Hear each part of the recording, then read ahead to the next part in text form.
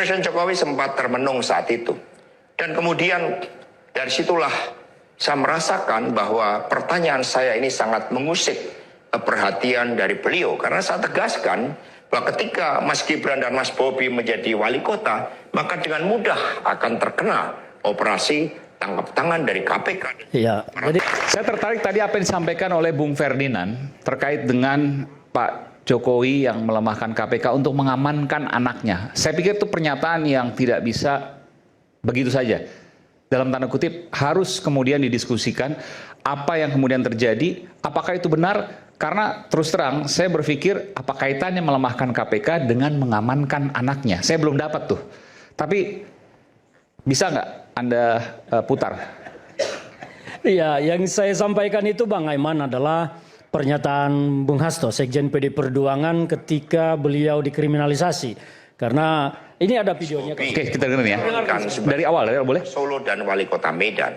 Satu saya mengatakan kepada Pak Presiden Jokowi sekaligus untuk menguji keseriusan beliau di dalam mencalonkan anak dan menantunya.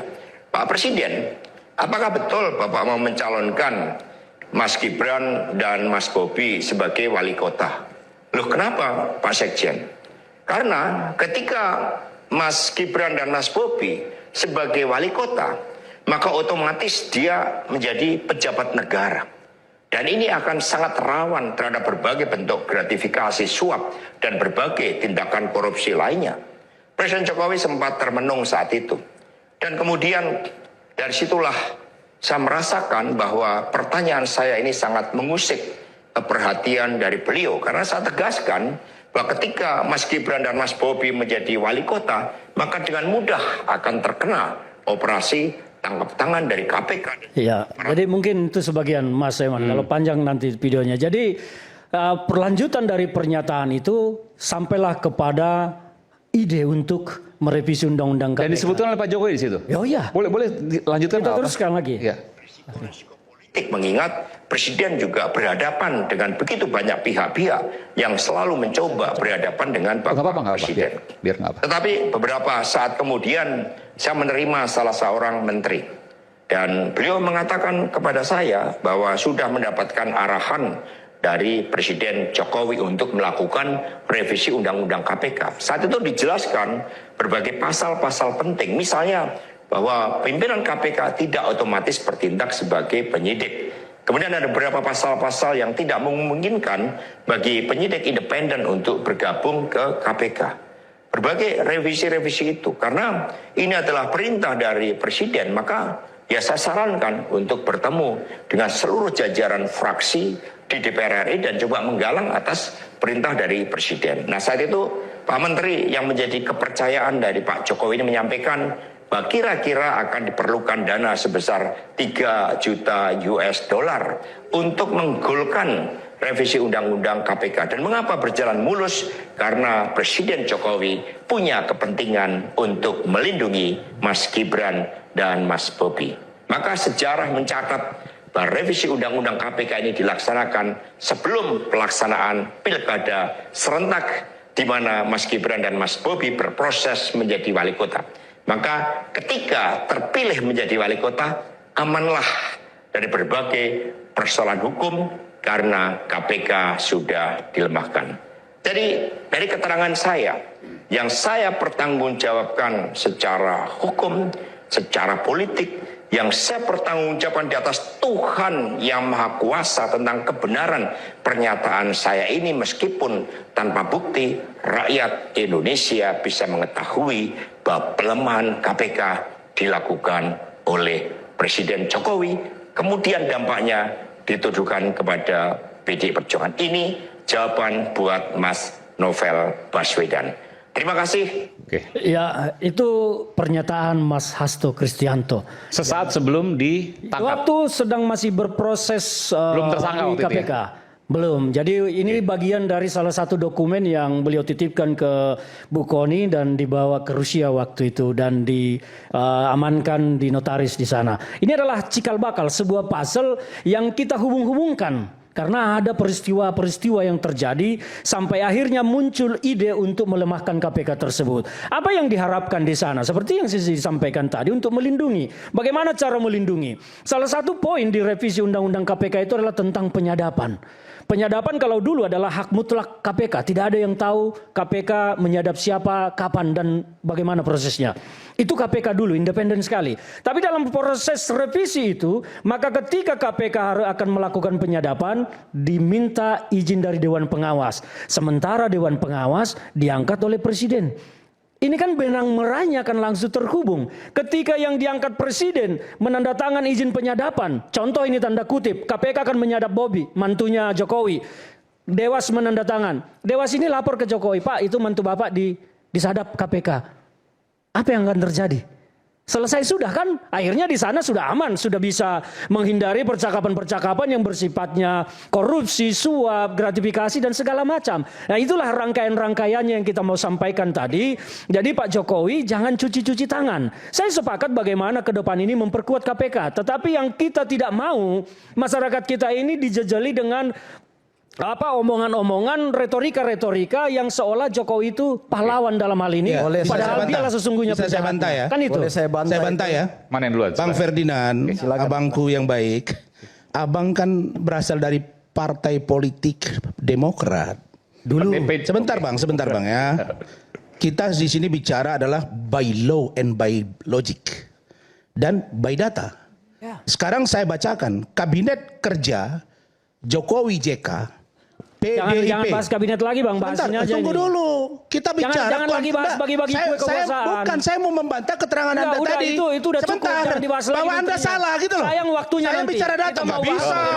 Nggak bisa dong. Saya mau mematahkan argumen Anda. Udah, silakan. PDIP itu dapat 5 kursi. Nasdem 3 kursi. Hanura 1 kursi. PKB dan P3. Artinya apa yang saya katakan bahwa benar.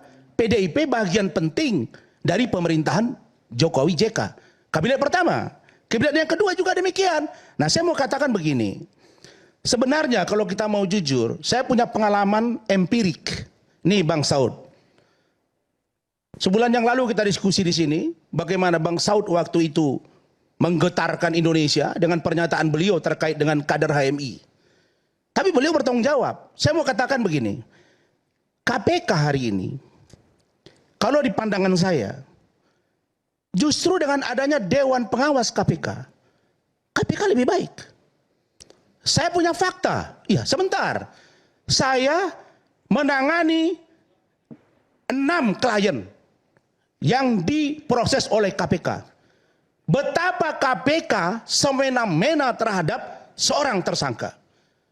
Pertama, Bapak Irman Gusman, Ketua DPD RI. Saya kuasa hukumnya bersama Bang Yusril. Apa yang diproses di situ?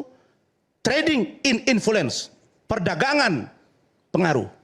Ketika di persidangan terungkap bahwa persoalan 100 juta untuk memberikan sepeda kepada cucunya. Tapi kita melihat bahwa ada target politik di situ, kita paham. Dan diproses beliau di persidangan, sementara digaungkan seorang Irman Gusman koruptor ratusan miliar. Yang kedua, Pak Surya Ma'ali, mantan Menteri Agama almarhum. Saya sempat juga bersama beliau di awal. Dikatakan korupsi dana haji. Ketika dalam pemeriksaan yang dipersoalkan adalah dana tunjangan menteri. Operasional menteri lebih kurang 35 juta rupiah. Isunya luar biasa. Tapi yang fakta di persidangan berbeda. Apakah ini layak dan pantas? Sangat tidak layak. Masa kapan? Sebelum Bang Saud. Ya KPK juga kan. Masih belum berlaku 2019 yang diperbarui itu. Justru saya mengatakan bahwa KPK saat itu semena-mena.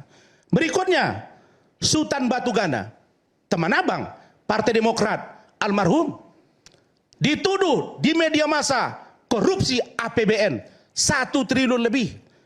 Di persidangan terungkap hanya pemberian 50 juta rupiah dari Menteri SDM Jarawacik ketika dia datang menjelang Lebaran.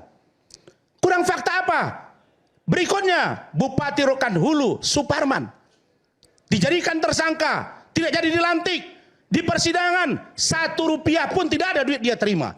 bebas di persidangan tingkat pertama di PN Pekanbaru. Ketika dikasasi, ketemu Pak Artijo Al-Kotsar, dia dihukum 4 tahun.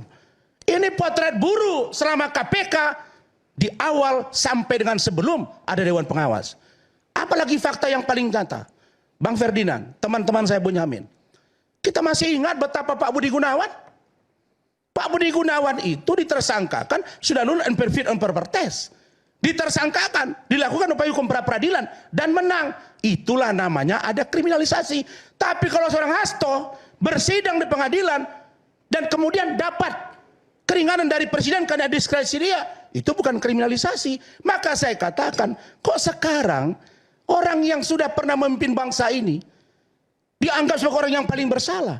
Padahal Partai Abang hari ini bagian dari sejarah yang memenangkan seorang Jokowi. Kenapa kalian berseberangan jalan di akhir? Karena tidak mau bersama terus? Boleh dong seorang Joko Widodo bersikap bahwa saya sudah 9 tahun menderita, saya ingin keluar dari kalian. Kalau kata-kata Hasto tadi tidak bisa dipertanggungjawabkan. Itu opini publik yang liar dan merusak PDIP sendiri. Karena itu saya minta Bang Ferdinand bicara by data. Tolong bantah keterangan saya ini. Bahwa banyak orang-orang KPK ketika menjalankan proses pemeriksaan dari tersangka, dari saksi menjadi tersangka. Klien saya tensinya 170. Dipaksakan juga pakai baju rompi. Saya bilang kalau dia meninggal saya mau bertanggung jawab. Saya pernah dorong-dorongan, mungkin masih ada Bang Saud dengan namanya Kombes Christian. Dorong-dorongan karena dia memaksa klien kami, Pak Irman Gusman. Dia akan melakukan pemasangan ring di Rumah Sakit Gatot Subroto. Oleh KPK diminta pulang. Sehingga di situ ada Pak Hendro Priyono, ada Pak Ginanjar Kartasasmita, ada saya, ada keluarga saya Bu Ade yang menyaksikan betapa tidak dihargainya hak-hak seorang klien oleh KPK. Maka dengan adanya Dewan Pengawas hari ini Bang Saud, menurut saya tidak ada yang salah di sini. Contoh, berapa banyak penangkapan-penangkapan hari ini? Kok takut amat? Oh, masalah Bobi. Sebentar, masalah Bobi. Bobi tadi dikait-kaitkan. Loh, sudah ada penangkapan Kadis PU. Ya kalau memang ada salah Bobi, bicara saja Kadis PU-nya. Tapi digali oleh ketua majelis ketika persidangan di Medan. Tidak keluar kata-kata Bobi. Kenapa Anda curiga? Hebat banget masalah gara-gara Bobi. Lalu kemudian tidak dilakukan penyadapan. Apa sih yang nggak dihantar orang Pak Jokowi hari ini? Kasihan orang tua itu. Tapi beliau tegar dan karena itulah saya berdiri tegak agar Indonesia lebih baik. Bukan saya mendukung membabi buta. Saya ingin potret penegakan hukum fair, bukan karena kepentingan dan karena kebencian. Itu saja. Ya, yang Anda sampaikan itu kebanyakan adalah persepsi perasaan Anda ketika seorang pengacara mendampingi klien.